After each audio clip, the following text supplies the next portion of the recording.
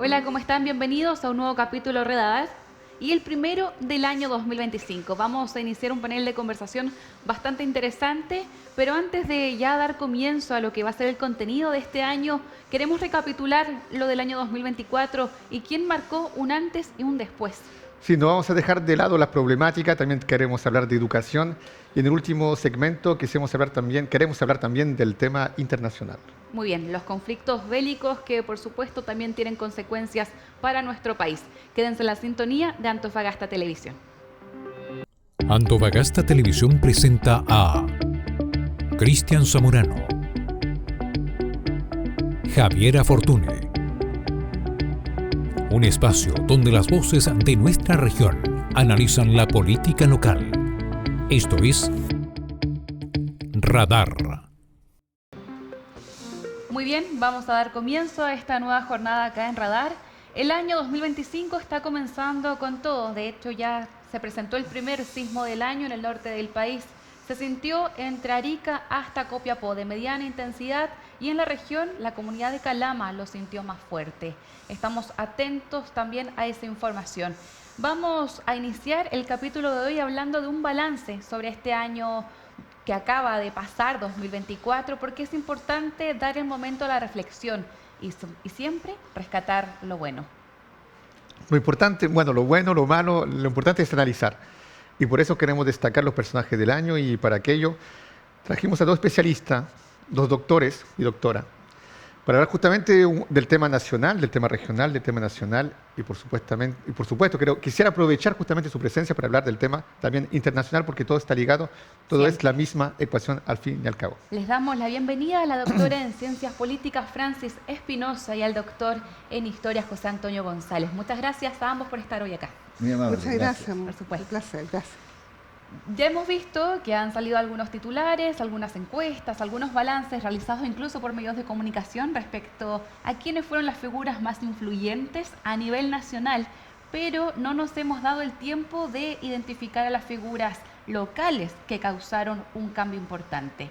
No solamente en el ámbito político, sino también en la esfera social, en la esfera de ciencias. Por ejemplo, yo les podría mencionar a Nadac Reales con sus avances en biotecnología, la doctora también Cristina Dorador con su libro que publicó el año 2024, Amor Microbiano, y así podríamos también mencionar otros personajes. Pero para ustedes, doctora Francis, ¿quién cree o quiénes fueron las personas que marcaron un cambio, un antes y un después acá en Antofagasta?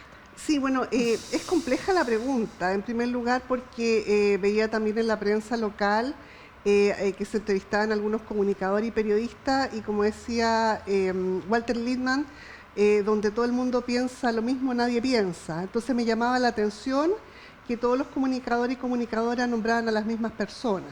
Eso por lo de pronto. Lo segundo, me parece que uno ve más personajes negativos que positivos y eso queda con la sensación uno de que hay poco liderazgo regional, sobre todo a partir de los partidos políticos. A mí me parece que hay personajes también asociados, por ejemplo, al triunfo en elecciones. Eso también me parece significativo, como el caso, por ejemplo, del alcalde, el nuevo alcalde que es mencionado, y también el gobernador. Pero también algunos concejales y consejeros también que han repetido incluso el plato. Pero también, digamos, uno no deja de mirar algunos personajes que ya no están en la política, pero siempre están viviendo. Por ejemplo, el exalcalde Jonathan Velázquez y toda su estrategia, digamos, con un gato. Entonces, hay digamos, una visión un poco negativa tal vez de la política, pero lo que uno echa de menos en general es un liderazgo más determinado en los partidos políticos en general. Así que yo creo que, digamos, pudiese uno asociar, digamos, los liderazgos a los triunfos o pudiese asociar también los liderazgos a los aspectos negativos, como el caso Convenios, por ejemplo. También algunas personas que se fueron presas, habrían algunos, no sé si liderazgos o antiliderazgos, pero sí habrían personajes que han llamado la atención.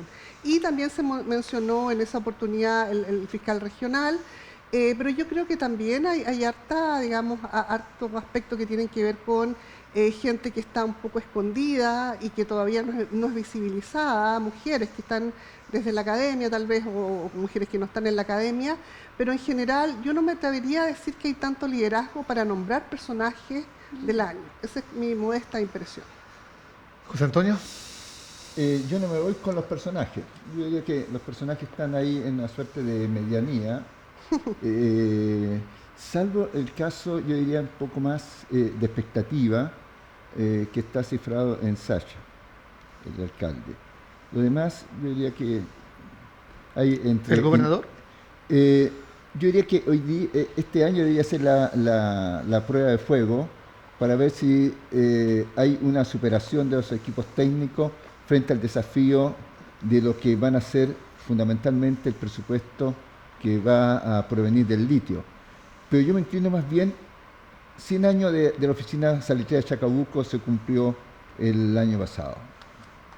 Y eso te indica cómo la industria del salitre te levantó esta región y te impulsó fundamentalmente todo un clúster en que la Escuela de Salitre y Minas, el mismo Liceo Comercial, te implicó obviamente una mejor cualificación del capital social de los jóvenes de aquella época. Eso hoy día uno no lo observa, no lo percibe. Yo diría que otro personaje interesante es el litio. Y el litio viene a jugar, obviamente, una simbolización de lo que puede ser la capacidad de lo que viene a ser las empresas privadas con el rol del Estado y fundamentalmente qué va a hacer el gobierno regional y los municipios con estos ingresos adicionales y cómo lo van a invertir para poder hacer, obviamente, no solamente un mejoramiento de la calidad de vida, sino una estrategia pro crecimiento. Es absurdo que esta ciudad que va a recibir tanto dinero, incluso la región, tengamos todavía estar en una situación casi indecorosa respecto a la parte estética, a la parte urbana, incluso a estas situaciones de bolsones de miseria que no deberían existir. Yo creo que es necesario replantearse una estrategia en el cual yo veo, por eso yo digo que este año se juega la carta el gobernador, si es capaz realmente de esto que es llamada la amistad cívica, pues el ofrecimiento que le hizo Carlos Cantero, de llevar a cabo una visión de sinergia en que las distintas visiones, perspectivas, podamos sacar adelante la región de Antofagasta, que tiene, obviamente, múltiples desafíos. Sigue siendo un desafío fuerte de migración y todo lo que es la cadena aleatoria de inseguridad, delincuencia, pero también de aportes significativos de los inmigrantes. Entonces, ahí estamos precisamente con una visión que todavía yo no veo cuál va a ser la parada nuestra respecto a la política migratoria que están señalizando Santiago. Mira, yo voy a recoger lo que ustedes dos dijeron y luego para yo plantear cuál es la idea de preguntarle cuál es la personalidad del año o cuál según usted a nivel político o liderazgo económico destaca, haciendo el paralelo con el The Time. ¿Se acuerdan que cada año, de hecho ya cambiaron, no es The Man of the Year, ahora es The Personality of the Year, porque también ahí... Tenemos la portada además que vamos a ver en algún momento. Pero lo que yo destaco para seguir con ese tema, en primer lugar, lo que usted dice, Francis, es, usted indica que en realidad todo el mundo repite lo mismo y quizás no hay nada que permita indicar que acá se obtuvieron logros en 2024. No hay grandes logros, sino victorias políticas y electorales. Eso. Usted lo que dice es, de algún modo, no, es fuerte lo que está diciendo, ¿no? La salitrera, con todo lo que se le reprocha, dejaron más, chorrió, discúlpeme la expresión, algo más de su estancia y de los beneficios que ellos obtuvieron acá en esta región, que es lo que está pasando actualmente con la minería. Hay una traducción en lo real mucho más flagrante que lo que está sucediendo hoy en día, sabiendo que las cifras son otras. Yo creo que hoy en día son mucho más altas. ¿Entendí bien lo que ustedes dijeron o estoy interpretando mal? No, hoy día se ha hecho una revisión de lo que ha sido el aporte salitrero a la economía, incluso en un marco de liberalismo económico que es, digamos, asociado al régimen parlamentario, y eso obviamente se ha indicado de que el Estado chileno pudo invertir bastante bien en obras públicas y en educación en aquel estrato, aún teniendo de fondo la cuestión social, Sí. pero hubo una inversión. Y hoy día uno ve que se nos pasó el cobre y después de la nacionalización, que es un hito fundamental, no vemos de qué forma la región percibe o recibe fundamentalmente esas utilidades que obviamente las lleva Santiago. Sí, efectivamente es difícil, digamos, plantear una personalidad como las personalidades que se han planteado en el caso de Donald Trump, Elon Musk y algunas, incluso algunas mujeres, la premio Nobel de Literatura, la surcoreana, la mujer francesa que es valiente y denuncia, digamos, estas violaciones sistemáticas Sí, por parte de su marido, horrible. y genera toda una ola del tema de la vergüenza, ¿no? Uno no ve eso, y ahí yo creo que hay varios aspectos que son significativos. En el fondo estamos en una especie de status quo peligroso, en la cual no se percibe la presencia de liderazgo que por lo menos sueñan en la región ciudad, que es lo que planteo yo. Efectivamente, solamente uno percibe logros políticos y algunos atisbos de repente en parlamentarios que a veces alzan un poco más la voz, como José Miguel Castro, algunas cosas negativas, por ejemplo, como el caso de Esteban Velázquez, que un medio señala que tiene más, digamos, inasistencias injustificadas en el Parlamento. Sí. Entonces uno se pregunta, bueno, ¿por qué uno vota por una persona que no, entre Que no va al comillas, que no va a Congreso, sí, clase? Aún así es de los senadores preferidos de la región. Claro, teniendo y esa información. efectivamente, y seguramente el triunfo del gobernador, digamos, en gran medida plantea eso. Entonces, y también uno también queda con la sensación de que hay un caudillismo, ¿no? O sea, el caudillismo enfocado ¿qué? En Esteban Velázquez, el caudillismo enfocado en la dama de hierro, que es Paulina Núñez, y un poco el caudillismo de los Araya. Entonces, uno queda con la sensación de que esta región y provincia y ciudad avanzan económicamente, pero no políticamente. O sea, políticamente pareciera ser que no se percibe un desarrollo de una alta política, a excepción de lo que estamos haciendo en los medios de comunicación, digamos que nos dé la mirada de una personalidad política que sea interesante. Yo particularmente en el caso del fiscal regional, como diría mi madre, solamente cumple con lo que tiene que hacer. O sea, no lo plantearía como un liderazgo. Doctora Francis o doctor José Antonio, entonces, ¿cómo podríamos dar un escenario en el que sí una persona podría figurar en este alcance, en este liderazgo? Mejorar la comunicación. A ver, yo creo que lo que estamos viendo es una situación de contraluz. Lo que debieron haber hecho y no lo hicieron. Entonces, cuando tú haces la suma, lo que tú encuentras es que en el caso, por ejemplo, del fiscal Castro regional, está haciendo lo que debe hacer, pues.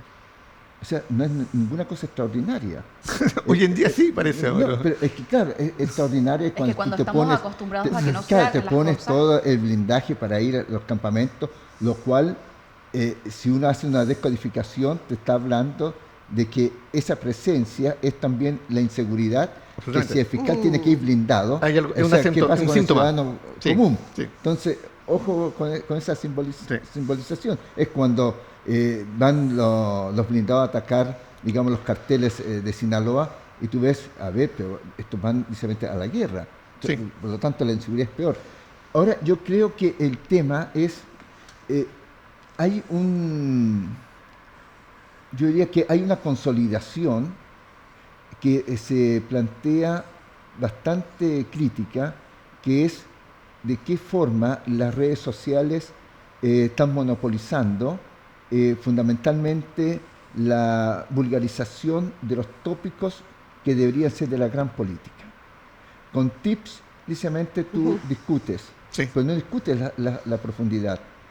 Tú encuentras precisamente gente que habla, pero sin ninguna densidad intelectual.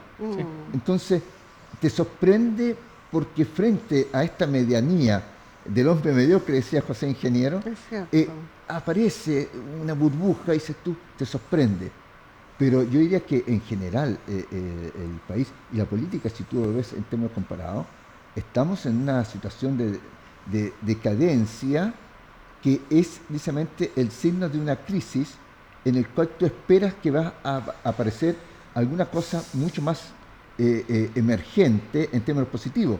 Pero ojo, por ejemplo, hay situaciones que lo hemos dejado pasar por ejemplo, todo el cuestionamiento de fondo que tú ves entre dos corrientes, el de la condenación y la negación, precisamente te está rompiendo todo lo que viene a ser la reflexibilidad occidental. ¿Cómo eso, la reflexibilidad? No entiendo. A ver, voy a traer la pizarra, ¿no? A ver, yo estaba leyendo lo que está haciendo la ministra de Educación y de Género Sí. del Partido Laborista en Inglaterra, Bridget Friedlinstone, que puso en telejuicio la libertad de expresión en las universidades. Y se levantó Oxford, se levantó Cambridge, señalando que eso es el pilar de la democracia. En el país de la libertad, Claro, el país liberal claro, por excelencia. Usted no puede ir con esa estupidez. Hay 6 premios Nobel que se opusieron, de centenares de académicos, diciendo, pero ¿a quién se le ocurre donde nació la libertad de expresión y nada menos que tenga que poner censura por cosas ligeramente que en su opinión no deben discutirse, nada menos donde se deben discutir? Chomsky hizo lo mismo con el antisemitismo. Claro, entonces tú ves que esa tendencia que se ha denunciado, tú tienes al otro lado precisamente la negación de los grupos de extrema derecha y la condenación de los grupos de extrema izquierda o de una izquierda del despertar. Sí, Entonces, sí, woke. Entonces tú estás encadenado, pero ¿qué te demuestra eso? Que el tema de la reflexión, de la discusión pública, en el cual tú tengas que poner los presupuestos de la discusión, se anulan. Yo te condeno o te ninguneo o lisamente te niego tu derecho lisamente a expresarte. Entonces, No hay más discusión. Esa es una crisis. Ahora, esto ha llegado a la universidad y los ingleses están totalmente perplejos frente a esto. Francia sigue siendo, Sí. con todo, todavía una cosa de sentido común, de cierta racionalidad junto con los alemanes. Pero los países anglosajones están entrando en una órbita que obviamente te dan alimento para posiciones negacionistas que obviamente son absurdos. Y nosotros estamos cayendo también en ciertos elementos de esa naturaleza. Entonces, eso, por ejemplo, esa discusión no ha llegado a debatirse en nuestro país.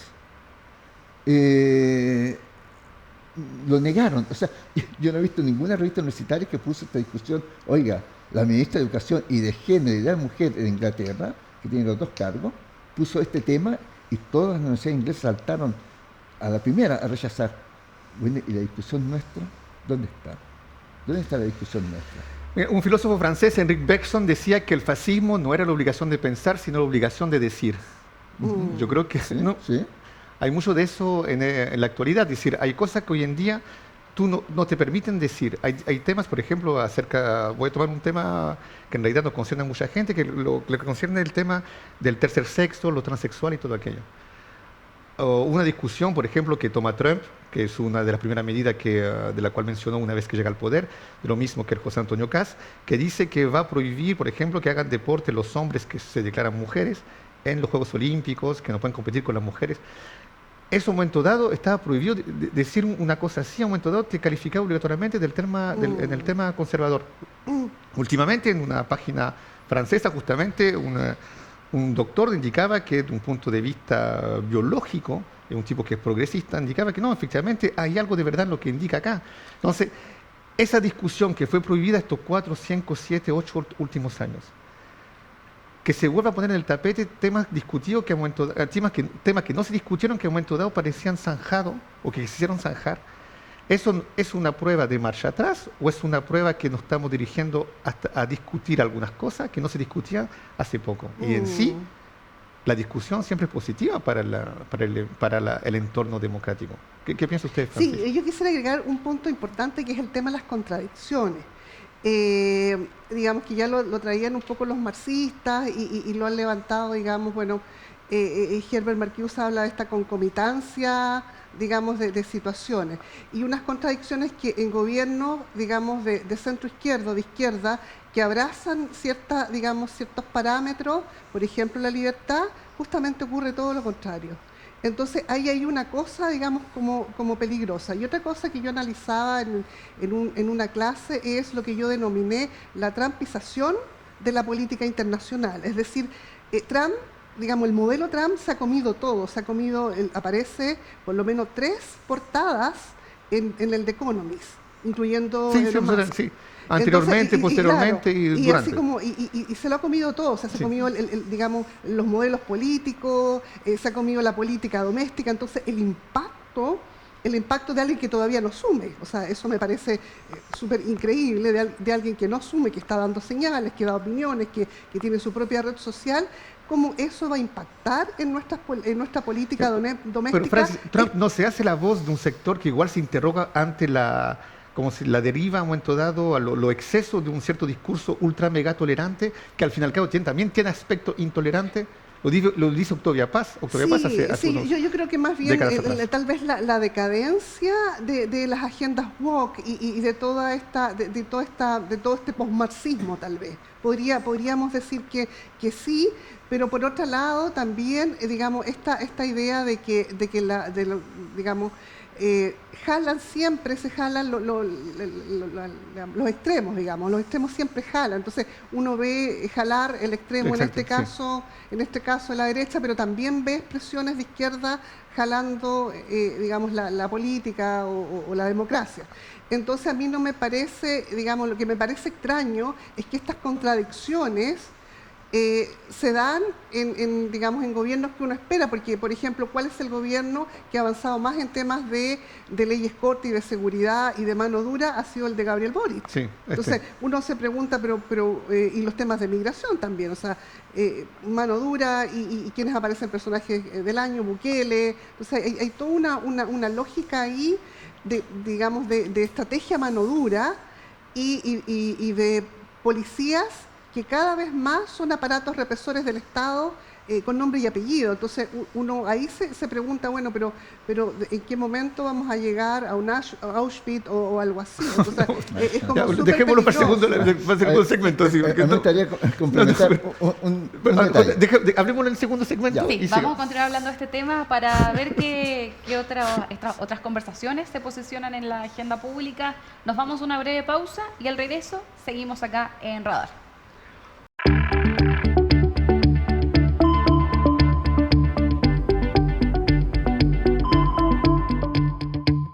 Muy bien, ya estamos de regreso acá en Radar. Es muy importante saber diferenciar la figura de un líder y la figura de un superhéroe, porque no podemos esperar a que surja alguien que venga a enfrentar todos los problemas que tenemos en el territorio, sino que también considerar que como comunidad tenemos que afrontarlos todos juntos, porque si no, eso no va a suceder y vamos a quedar en un mundo ideal.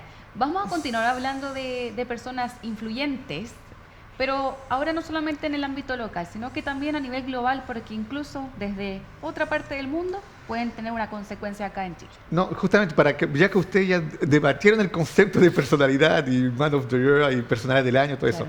Yo quisiera retomar simplemente la metodología que utiliza la revista The Time. Y cada año saca portadas. Bueno, ahí aparece Ricardo Díaz, pero de algún modo elige Donald Trump eligió este año, acá que lo transformaron en Ricardo Díaz como el personaje del año a nivel regional. También eligen el personaje económico como el personaje también a nivel de atleta. También tenemos Castro Vecchios, que lo tenemos como personalidad del año. ¿Por qué? Porque hizo numerosas portadas. Y Sacha Rasmirich también, que fue un personaje importante, sabiendo que ganó la municipalidad de Antofagasta, un candidato de derecha que pocas veces en la historia yo creo que ha arrasado de esa manera a nivel de las urnas. Estoy totalmente de acuerdo con usted. Y ahí, obviamente, también quisiera mencionar el presidente del Consejo Minero, Joaquín Villarino, que justamente ahí, CEO of the Year, que es como el ejecutivo del año, yo creo que también es, de un punto de vista asimétrico, fue el CEO del año, porque de algún modo sus dichos igual provocaron una reacción muy potente en el país y en la región, y yo creo a justo título porque fue, desde mi punto de vista, y lo podemos discutir, un poco desubicado la manera de cómo se expresó. Pero creó un tema de discusión. Absolutamente. Yo quería complementar algo de un personaje que en esta visión muy occidental nuestro lo hemos dejado de lado, pero que está gravitando. Me refiero al primer ministro de la India, Modi. Sí, de un país... Él tiene, de hecho, el Partido Nacionalista es el que tiene mayor cantidad de militantes, superior al Partido Comunista Chino. Pero este hombre es de derecha, de políticas neoliberales durísimas, pero el rasgo que lo caracteriza es la intolerancia religiosa. Cuando él estuvo como gobernador en Gujarat, hubo el famoso pogrom contra los musulmanes. Sí, y antimusulmán. él insta a los hindúes a atacar a los musulmanes. Sí. Entonces, estamos viviendo una época en que la intolerancia va de lado a lado. Increciendo. Entonces, Netanyahu, bajo una situación totalmente legítima de atacar a Hamas, Hezbollah, después del ataque que sufrieron, nosotros hemos quedado con mala conciencia en términos hegelianos, viendo tanta víctima de niños.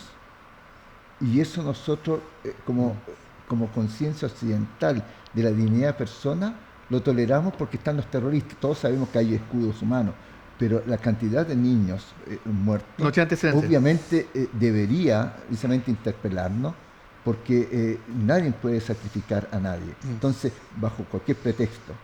Pero también hay un tema extraño. Voy a hacer una pequeña digresión de lo que decía Francis. Yo me acuerdo cuando fui candidato constituyente, mencioné, en base de las convenciones internacionales de migración, reclusión. Dije, hagamos campos de reclusión, que yo lo he visto en Francia, lo he visto en Italia y en España. En Italia casi me pegaron. Dije, pero esto es campo de concentración. No, es un tema de... Pero explique lo que es campo de reclusión. El campo de reclusión es cuando tú tienes a alguien que ha ingresado de manera irregular, ilegal, le dicen afuera, pero tú tienes la sospecha de que la persona no es un terrorista y que puede precisamente insertarse en la sociedad, pero necesitas, por un lado, bajo el convenio de Palermo, proteger al niño y a la madre. Y esto significa que tú vas a estar en una reclusión mientras te examinan tus papeles para ingresar, digamos, de manera regular, pero la atención no se deja de lado. Es decir, educación, salud.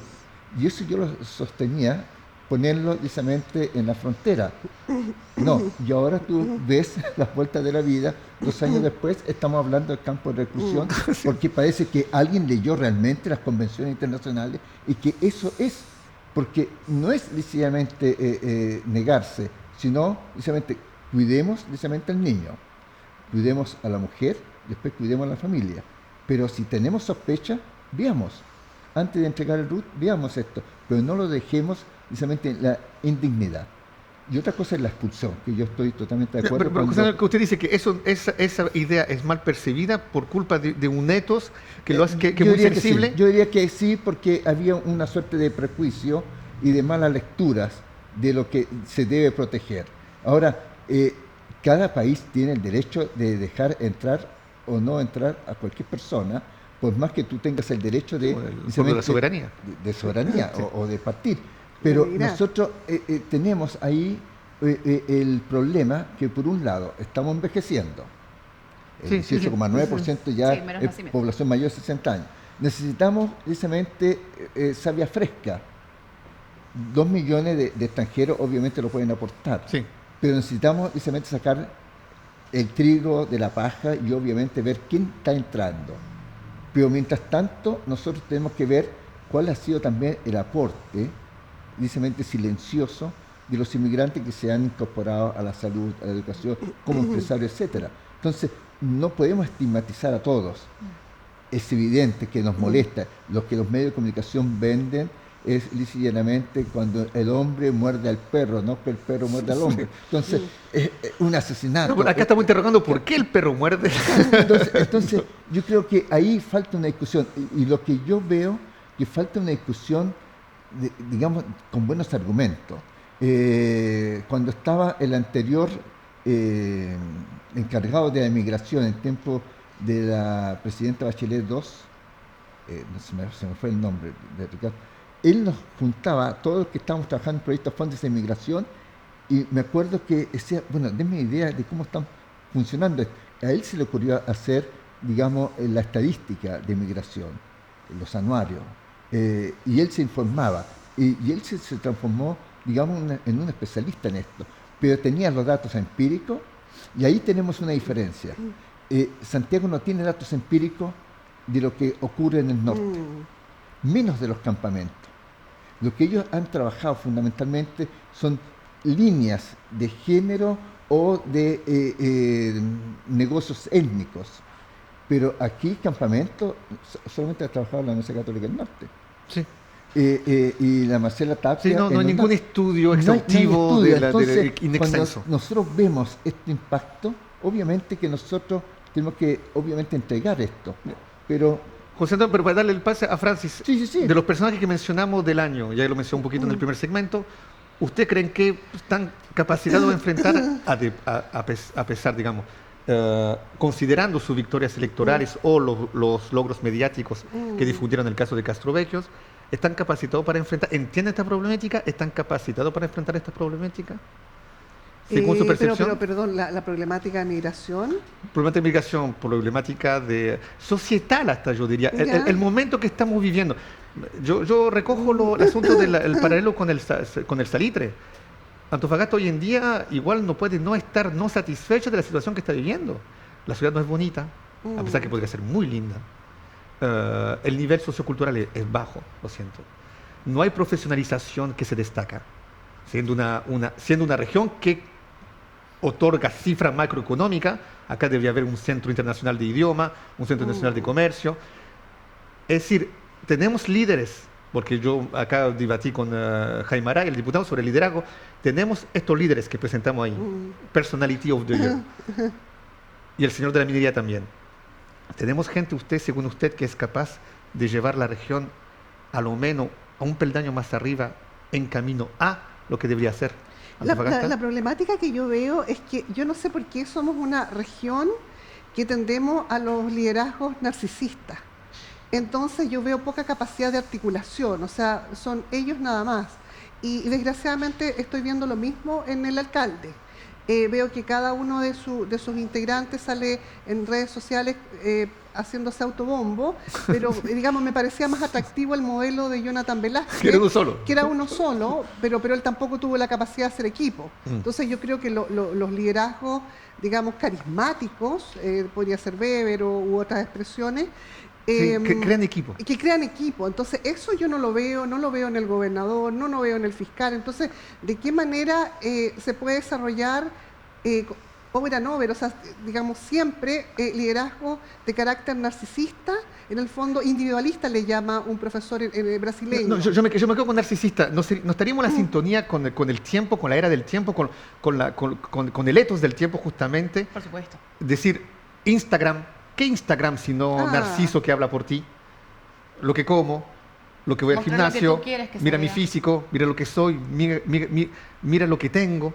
¿No estamos con eso también en política? Es decir, sería difícil, alejar el personaje político del ethos, del espíritu de su tiempo. Yo sería más disruptiva. Yo creo que la gente no sabe hacer política y no entiende, digamos, el ejercicio del poder. Entonces uno ve, por ejemplo, a un alcalde que es digamos, tiene un liderazgo, diría Susan Cain, introvertido, pero no puede ser un liderazgo introvertido, o sea, tiene que meterse en el personaje de que tiene el poder político de la comuna. Entonces, yo creo que la gente finalmente no se cree el cuento, y para qué decir los partidos políticos, o sea, que lidera los partidos políticos, prácticamente la gente no los conoce, digamos, la delegación presidencial tampoco, los Ceremi, digamos, son poco conocidos, liderazgos demasiado introvertidos. Entonces, yo tengo la impresión de que la gente no entiende y no sabe hacer política. Escribí una columna en la cual hablaba de tecnocracia, pareciera ser que es la era de la tecnocracia. Y la tecnocracia no es política. No, sino no tiene el componente político. Y pasamos desde la politiquería, que decía Augusto Pinochet, politiquería. Sí, politiquera, sí. Y claro, y demagogia, ¿no? Sí. A la tecnocracia. Entonces, la pregunta, bueno, a lo mejor resulta la tecnocracia, pero eso no significa que se vaya a ejercer un liderazgo. Ahora, la gente tal vez espera una especie de Jesús, ¿no? Que, como decía Javiera, prácticamente resuelva todos los problemas habidos y por haber. Yo tengo la impresión de que ese no es el sentido, pero si los liderazgos no saben hacer equipo, difícilmente van a salir de este liderazgo individualista. Pero no hay un problema cultural, de formación cultural. Pero hay una cosa que responde a la época también. O sea, si tú observas los estudios sobre neoliberalismo te indican precisamente un nivel de individualismo un nivel de subjetividad, de rompimiento Absolutamente. del sentido de la comunidad, incluso el rompimiento del bien común. Sí. Entonces, Eres tú solo. cuando tú ves que alguien apela a elementos de la solidaridad, es una solidaridad, digamos, mecánica, no orgánica, Sí. como decía Durkheim. Entonces, te impele, pero aún así tú vas en términos narcisistas. O sea, que por favor, observen cómo deposito mi billete y mi cheque. Sí, sáquenme foto. No hay una cosa de que tu mano izquierda no sepa la mano derecha, pero hay un elemento ahí que en términos de lo que viene a ser la política, esa política se ha desvirtuado. Pero no es por asunto cultural, de carencia cultural. Pero es un signo cultural fuerte. Y yo te voy a poner... ¿Desvirtuado o evolucionado? Mira, es que hay ciclos de época en que, como decía Jean-Baptiste Vico, se vuelve nuevamente cíclica la historia con otros sujetos, pero los mismos procedimientos se vuelven casi a repetir. Te voy a poner un ejemplo que a mí ha sido para mí un tanto paradigmático. Javier Milei te rompe el Ministerio de la Mujer, te cierra de género, te hace pedazo todo. Sí.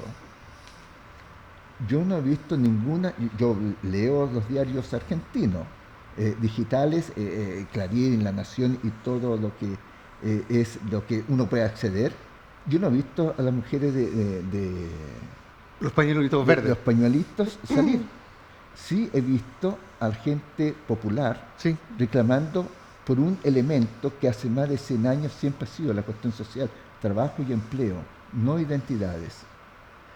Entonces, es curioso cómo este choque contra las identidades te vuelve nuevamente a la situación básico de la sobrevivencia. Es decir, ¿cómo cubro la olla?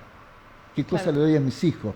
La seguridad. Entonces, la seguridad, me decía un muy buen amigo, José Luis Guzmán, muy buen penalista, decía, la seguridad va de acuerdo con los sistemas que venden seguridad. La economía. No, pues tú ves los cercos, las radios, video, todo el... La inseguridad es un negocio. Te pillé. ¿Cuántos minutos tiene diariamente esa propaganda? Entonces, todos estamos señalados de que sí, estamos en una situación donde el Estado no existe. Y el Estado es solidaridad, al final, algún aspecto. El Estado, como nosotros lo pensábamos, históricamente, sí. Pero mira, José, quiero darte un ejemplo sobre la solidaridad. Me gustó mucho lo que indicó. Ayer fui a dar el piquero en el mar para tener buenas vibras este año, y en el balneario municipal, y se perdió un niño. Los guardias tomaron el niño, los llevaron ahí donde están todos instalados, los guardias, y se pusieron a aplaudir para que llamar la atención de los padres. Todo el mundo es un movimiento solidario. Y todo el mundo reaccionó naturalmente a aquello, porque tenía una finalidad obvia: encontrar los padres del niño que estaba solito y que tenía los vigilantes. Al final, lo impuesto, el concepto de vida en sociedad, es exactamente eso, con otras proporciones. Y esa solidaridad, si ahí funciona, en otros aspectos se ha totalmente perdido. Sí, yo te diría que eso, desgraciadamente, los elementos tan culturales los hemos perdido. O sea, hay una propaganda de una Argentina de la generación que ya se está yendo, que son de los 50 años, que conversan con los tíos, los papás. Dice, pero hoy día nadie conversa. Los niños tú tienes que tomarlo, porque esta generación nació aburrida. Cansada. La ciudad del cansancio. La sociedad del cansancio. Estoy aburrido, te dicen. Dices tú, yo nací sin televisión, la radio, y nos jugamos en la calle. Y no quieres salir a jugar a la calle. Pero hoy día tú tienes N cantidad de cosas y te aburres. Es decir, tú dices tú, es un hastío existencial, porque entonces dices tú, ¿qué va a hacer este hombre o esta mujer actual que a los 65, 70 años vaya ya a deshacerse de esta vía, digamos, útil pública, y le quedan 25 años de invierno y otoño para vivir y no tiene compromiso? La falta de compromiso es fundamental. Nos quedamos... hoy día tú dices tú, ¿vas a pololear? No, sin compromiso. Nos vamos a quedar con esa reflexión, José Antonio. Nos vamos a una breve pausa y vamos a regresar para conversar temas muy similares a lo que hemos estado comentando.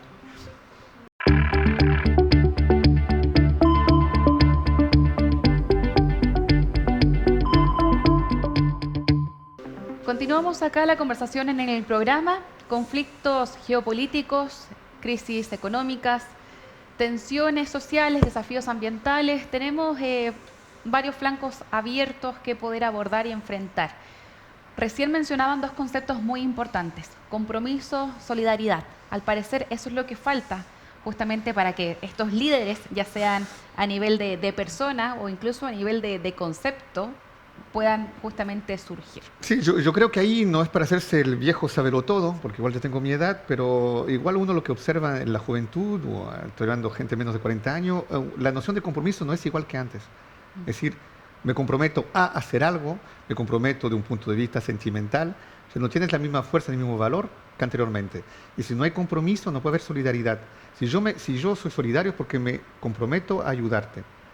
Si ya no te ayudo más, ya no hay más solidaridad. Si no respeto mi compromiso, ya no hay más solidaridad. Por ende, es esencial el concepto de compromiso. Y tú lo puedes ver a muchos niveles, porque lo micro está ligado con lo macro. A nivel de política, ¿qué significa hoy en día estar comprometido con un partido? ¿Qué significa hoy en día estar comprometido con una ideología? ¿Qué significa hoy en día estar comprometido inclusive con un personaje político? Y dejar las decisiones individualistas de lado. Y de algún modo tú borrarte ante un bien que va más allá de ti. Francis, ¿cuál es su análisis en relación con esto a nivel de una praxis tan cotidiana como lo que puede ser el poder que uno ve en un municipio? Sí, bueno, en primer lugar, Humberto Maturana, digamos, un gran conocedor de la biología del ser vivo, y habla justamente de estos dos espacios, ¿no? De la negación y de la aceptación, y cómo el amor, en el caso del ser humano, es el motor, digamos, que empuja a la sociedad, y la solidaridad en el resto de los seres vivos. Eso me parece que es bastante importante. Y Maturana también dice otra cosa bien importante, que lo que no se da en la praxis, en la práctica, finalmente se transforma en leyes. Entonces, por eso, digamos, cada vez las leyes van avanzando en esta pulverización de los partidos políticos, sí, en esta visión díscola de la política, o en esta independencia política. Yo tengo la impresión de que lo que ocurre en términos políticos, ahí me pudiese referir de manera más apropiada, es dos fenómenos que se dan. En primer lugar, el poder se ejerce. Entonces da la sensación que tanto poder introvertido tiene miedo de ejercer el poder. Pero por otra parte, hay alguna literatura que señala, no es necesario culpar siempre a los CEO, es decir, no hay que culpar tanto al líder, sino que a la formación de malos equipos de trabajo. Entonces, el punto es, bueno, ¿cómo armo un buen equipo de trabajo? Y ese equipo de trabajo se alinea en este caso con las ideas, porque ahí el líder tiene que soñar, o lideresa tiene que soñar, en este caso la ciudad o la región, y cómo el equipo de trabajo, digamos, va detrás de esos sueños y de esas ideas. Eso uno no lo percibe, y percibe, digamos, cada uno por su parte, y eso me parece que es un poco peligroso. Lo veo hasta el momento en la municipalidad. ¿Cómo en el gobernador regional? Pero el gobernador, como ya tenemos la experiencia, lo vemos en el gobernador. Entonces yo creo que, y en los partidos políticos también, porque quien no es nombrado para una lista para futuras elecciones, rápidamente sale el partido político, sí, incluso arma su propio partido político, o va independiente, pero con el corazón o con algún cupo. Entonces hay ahí como una cosa viciada de la política alineada que uno está acostumbrada a entender en estas, democracias electorales. Las democracias electorales o representativas son democracias político-partidistas, y el partido político tiene que funcionar alineado, y eso uno no lo percibe. Entonces, ¿cómo desarrollar un liderazgo? O sea, porque ustedes tenían una pregunta en función a eso, yo creo que hay que hacer escuela en los partidos políticos para desarrollar liderazgo, pero liderazgos que sean colaborativos, cooperativos, y que tengan la capacidad de armar equipos de trabajo. Me da la sensación que es el miedo, que cuando un liderazgo, sí, claro, no se asume es porque hay miedo de asumir una responsabilidad de una decisión. Yo creo que la gente no entiende que el poder, insistiría, el poder se ejerce. Si yo tengo poder, yo siempre me pregunto por qué la gente quiere cargos de poder si no va a ejercer el poder. Porque quiere figurar muchas veces. Pero eso no tiene ningún sentido, o sea, así no funciona el poder. O sea, el poder se ejerce y la gente que no entiende eso no entiende nada de política. Ahora, ahí yo creo que uno de los dramas nuestros es partir con cierto paradigma.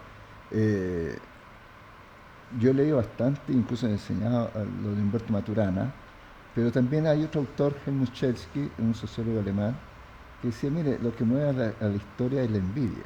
Ah, bueno. Es la envidia. Y obviamente que si tú observas toda la tradición marxista, desde fundamentalmente los textos de Engels, esta apropiación y esta lucha es fundamentalmente en base de la envidia sobre la propiedad. De los bienes que yo deseo, apetezco, y el otro los tiene por cualquier razón, pongamos lícita más bien. Y en cuanto a la parte de compromiso, yo creo que se hizo recién una prueba que en mi opinión fue bastante fallida. Cuando un partido tiene certeza de que puede movilizar a su militancia más dura, yo recién digo, voy a salir a tirar volante, a volantear. Pero en mi opinión lo que hizo el Frente Amplio fue exhibirnos la debilidad endémica de su estructura partidista. 20, 22, 30, no es nada. Entonces, la explicación que se da es que son los militantes duros. Yo no pongo ese ejemplo porque mi adversario está viendo cuál es mi capacidad de convocatoria. Nada. 30%. Son 60.000. No movieron más de 500 a nivel nacional. Sí. Entonces, yo no hago esa demostración. Ni siquiera el Partido Comunista también se había sumado, pero no vi nunca dónde está el Partido Comunista. El Partido Comunista es mucho más disciplinado y no se pone precisamente en vitrina si no es capaz de, obviamente, de movilizar personas. Ahora, el drama nuestro es que los partidos políticos ya no tienen una disciplina orgánica, tampoco tienen formación de cuadro. Los únicos partidos que tenían formación de cuadro es el Partido Comunista, en cierta forma el Partido Socialista y la UDI. La UDI momento dado. La UDI. Ya no más. Y nada más. Lo demás era precisamente que tú te acercas por una cosa de empatía y de interés, que es la otra parte de, si no tengo convicciones, entro por interés, por puesto. Pero falta, obviamente, de, no digamos del adoctrinamiento, sino ir formándose en términos racionales, cuáles son mis convicciones y cómo esto lo puedo traducir en términos políticos. Pero pensando no en una carrera funcionaria o personal mía, sino pensando cómo yo contribuyo a través del partido hacia el bien común. Entonces, ahí yo creo que tenemos un déficit. Yo recuerdo en las investigaciones que he hecho sobre el municipio, cuando el municipio era mucho más claro y se pagaba lícitamente los honorarios cuando era para el alcalde y lo demás era lícitamente sin remuneración. Estoy hablando antes de 73. No, pero hoy es imposible. Por eso yo quiero eso. Esa persona, por ejemplo, la Bena Barrio, que fue una gran dirigente y concejal regidora, ella se encargaba de las poblaciones y hacía el informe, pero hacía el recorrido. Entonces, hoy día todo lo llevas por redes sociales, pero tú tienes una visión in situ de lo que realmente está sucediendo. No. ¿Has conversado con la gente? No. Entonces, yo creo que esa crisis se está planteando de manera muy severa, pero que tiene esta pulsión, porque por un lado tienes un conglomerado juvenil que no es de compromiso, que es precisamente materialista, de la emotividad, precisamente sí, en digital, pero no se moviliza. Y por otro lado tiene la gente mayor que está viendo que sus espacios están siendo reducidos. Ya no tienen precisamente las instancias de sociabilidad. José, déjame responderte a esto, o por lo menos plantear un tópico antes de que termine el programa. Yo estoy totalmente de acuerdo con lo que tú dices acerca de la evolución actual de la sociedad, pero quizás para ti, si entiendo bien las palabras, hay un momento de crisis. ¿Sí? Yo creo que llegamos a un materialismo ultra exacerbado. Francis, ¿está de acuerdo conmigo? Ya. Eso debido a un sistema, no nace de la nada. Ya que mencionó a los comunistas y la relación con la propiedad privada. quizás este sistema también exacerba la propiedad, lo que yo soy lo que tengo, al fin y al cabo. Si yo regreso a la Biblia, Jesús, como decir, votó a los vendedores ante el templo. Sí, la Iglesia Católica también con la propiedad en un momento dado no vendió la idea de la propiedad privada full. De hecho, el partido, la democracia cristiana en su inicio era anticapitalista, sí. Es decir, y sobre todo con la noción de propiedad privada, no es tan así. Hoy en día, ¿usted cree que puede haber una ideología, una idea, una corriente que logre indicar a la sociedad en general, una ola mundial, de que la propiedad privada no es lo fundamental, no es el primer valor? Porque yo creo que si uno le pregunta sobre 10 personas, ¿usted imagina el fin del mundo con todo lo que está pasando? Yo creo que sobre 10 personas te puede decir, 9 te van a decir, sí, yo imagino el fin del mundo, el mar que sale, un tremendo tsunami, los volcanes, todo eso. Y a las mismas 10 personas le preguntamos, ¿usted imagina el fin del sistema capitalista? Yo creo que la gente dice, no. No, difícilmente imaginable. Configura esto. Imaginamos más fácilmente el fin del mundo, creo yo, que el fin del sistema en el cual nosotros estamos desempeñando. Entonces, ¿cómo podemos nosotros combatir todo lo que ustedes subrayan si nadie quiere combatir, al fin y al cabo, el sistema? Claro, pero hay un tema que es un poco aporético. Hay un autor alemán, Günther Anders, que te plantea que la genialidad del régimen capitalista ha sido precisamente que tú eres propietario efímero por una visión consumista. Si tú preservas esto, te vuelves un propietario no efímero y eso no les conviene. Entonces esto te tiene que volver otro instrumento que esto quede desfasado. Esto tú lo desechas. Sí, lo desechas. Compras otro. Actualizaciones Entonces del sigues software. siendo un propietario efímero. Ahora, en esa visión consumista, se te da la paradoja que es obviamente muy violenta. Tú tienes hoy día a nivel mundial, estaba viendo lo que está pasando en Alemania y en España, los jóvenes menores de 40 años no tienen acceso a la vivienda. Uno, porque es caro. Muy caro. Segundo, el tema que te dan de plazo son 30 años, sí. Y un joven, te pregunta a ti, 5 años para ti, ya, hombre... Y los contratos de hombre, trabajo. 5 años mucho. Es bastante. La Una generación mía hacía contratos para tener una propiedad 25 años. Nosotros, fascinados. Sí. Ustedes no. Entonces ¿cómo se adapta entonces aquello? Se te da esa contradicción que tú exhibes. Por ejemplo, en Antofagasta tú tienes una oferta de vivienda superior al déficit. Pero la pregunta es inaccesible. Pero José, responde a la pregunta, ¿cómo se puede adaptar o no se puede adaptar? ¿Puede haber un cambio de aquello o no? Porque está a la raíz. El tema es que los dos modelos que se mantienen, China tiene una mixtura de una política económica de empresas estatales neoliberales. Sí, a full, feroz. Totalmente un capitalismo estado. Pero tienen la propiedad privada mucho más firme de lo que se tenía en la Unión Soviética. Sí. Y a ellos les interesa esta visión neoliberal de libre cambio, protegen precisamente todo lo que son el GATT frente a los gringos. Pero el tema es la parte de injusticia que conlleva aquello. Por ejemplo, en mi opinión, los países europeos, tú tienes, y tú lo sabes perfectamente, pones una cuota de matrícula para las universidades. Tú no pones el número completo de matrícula, no, te pones una cuota para controlar en cierta forma el mercado y no hacer un fraude. Lo que uno observa hoy día es un fraude a veces a los jóvenes de instituciones que no están acreditadas, que ofrecen un título. Falta de garantías. Y señalándole que ese es el mérito, la meritocracia. Sí, yo, por ejemplo, yo asumiría más compromisos si sé que la decisión me va a dar las garantías de que por supuesto, va a funcionar y no va a fallar. Es que el Estado te tendría que haber dado esa garantía, pero no el mercado. El mercado es un riesgo.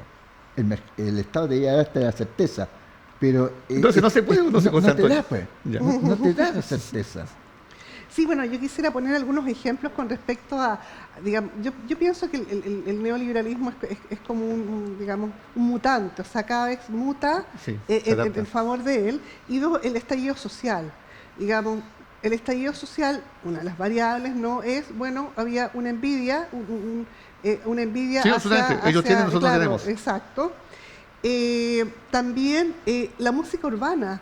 Chile es el país con más música urbana y con más proyecciones. ¿Y qué plantea la música urbana? El tener una vida relativamente fácil y tener posesiones... Muchas, claro, ostentosas además. Digamos, las cadenas, los el autos, auto, etcétera. la casa, la piscina. La muerte es joven. Los jóvenes, digamos, tampoco se proyectan porque sienten que van a morir jóvenes. ¿Ah, sí? Y dejar cadáveres jóvenes, como Así una es. vez me dijeron los prisioneros. Y bueno, Nick Stevenson en el libro Culturas Mediáticas plantea, en el modelo chino, decía, bueno, los chinos y China se preguntan, bueno, ¿por qué no es interesante el modelo neoliberal si la gente se puede comprar su auto propio? Entonces yo creo que ahí el tema de la posesión es un tema, digamos, que está relacionado con esta idea de este modelo. Ahora, si uno ve experiencias distintas a nivel internacional, difícilmente, tal vez en comunidades indígenas uno ve, digamos, expresiones un poco más solidarias que tienden a confundirse con una especie de comunismo, que no lo es. Pero yo creo que es complejo pensar en que el modelo, por lo menos en un país como Chile, donde tenemos incrustado un chip neoliberal, yo ahí estoy analizando las causas. No, por eso, acá, ¿usted cree que se puede implementar una concepción, una aproximación diferente? No en este país, porque este país fue el mejor experimento. O sea, el experimento más exitoso del modelo neoliberal. Entonces, bueno, José Antonio ahí me ayudará. A lo mejor históricamente hemos sido neoliberales. Hay un tema, digamos, de la constitución familiar, que es algo que yo estoy analizando, de la constitución familiar, en la cual uno pudiese entender la idea, ráscate con tus propias uñas. Entonces el modelo neoliberal encaja perfecto. O sea, tiene que haber alguna razón por qué fuimos digamos... Porque sea una dictadura, Francis. La dictadura, por supuesto. ¿Cerrar el programa? Sí, eso, perdón. Nos van a faltar minutos para seguir conversando de estas temáticas. Hablando de dictadura. Pero de igual manera, les quiero agradecer a ambos Gracias. por estar acá presentes y por supuesto están invitados para un nuevo programa para continuar con este tema de conversación porque necesitamos abordar otras profundidades sin duda. Muchísimas gracias y saludo y un buen año nuevo para los televidentes. Pues sí, claro. Muy bien, muchas Francis, gracias. muchas gracias. Muy bien, ya nos vamos. Continúen la sintonía de Antofagasta Televisión y que también tengan un año muy positivo, lleno de prosperidad. Sí, un 2025 muy exitoso a todos. Que estén muy bien. Antofagasta Televisión presentó a Cristian Zamorano, Javiera Fortune. Un espacio donde las voces de nuestra región analizaron la política local. Esto fue Radar.